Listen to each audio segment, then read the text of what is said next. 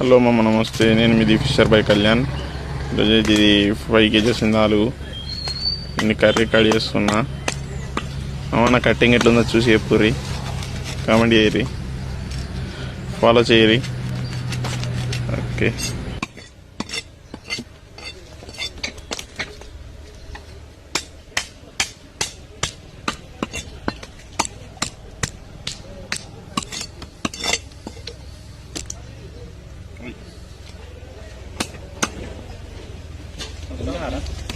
Seat అయిందా?